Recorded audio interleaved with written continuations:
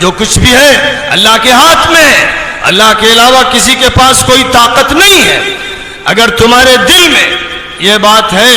صاف سن لو، اگر تم یہ سمجھتے ہو کہ حالات نہیں بدلیں گے کیونکہ امریکہ طاقتور ہے، اگر یہ سمجھتے ہو کہ حالات نہیں بدلیں گے کیونکہ یورپ اور روس کے پاس اور چین کے پاس طاقت ہے، اگر تم یہ سمجھتے ہو کہ ہندوستان میں اکثریت کے پاس طاقت ہے اور یہاں ایک بڑی فوج اور پولیس ہے اس کے پاس طاقت ہے، حالات نہیں بدل سکتے، تو خدا کی قسم تم کافر ہو، تم مشرک ہو،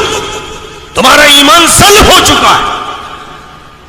حالات کتنے بگڑے ہوئے ہوں، تلواروں کے نیچے،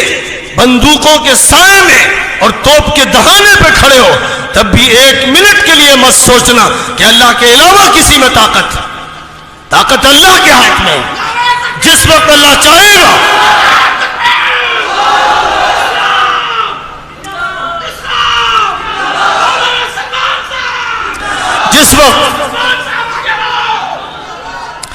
جس وقت اللہ چاہے گا، جیسا چاہے گا۔ قرآن اسی سے بھرا ہوا ہے۔ افسوس کہ مسلمان قرآن کی تلاوت کرتے ہیں لیکن سمجھتے نہیں،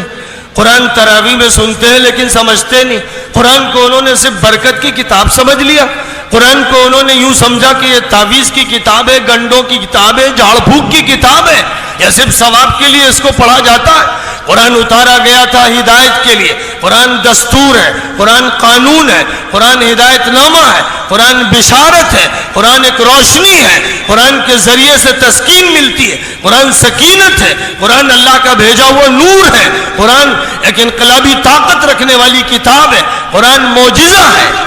ایک معجزہ ہے۔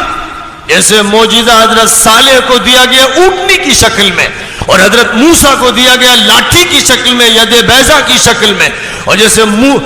معجزہ دیا گیا حضرت عیسیٰ کو اپنے پھونکنے کی طاقت کی شکل میں اور قم بِإِذْنِ اللَّهِ کی شکل میں،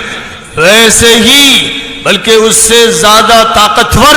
اس سے زیادہ مؤثر، اس سے زیادہ جامع، اس سے زیادہ ہمگیر، اس سے زیادہ تابندہ اور پائندہ اور اس کے زیادہ ہمیشہ رہنے والا طاقتور معجزہ ہے وہ قرآن پاک ہے۔